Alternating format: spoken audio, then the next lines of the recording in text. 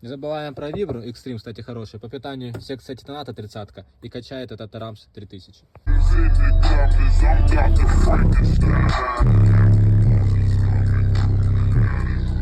Наконец-то замер DST двинахи, не одной, а целых двух.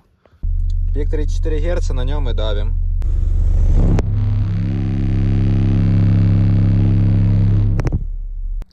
И в этом плюс в двух двинах, потому что одна играет верха, а два уже забираются ниже и тоже могут играть верха. Больше полка, лучше рез.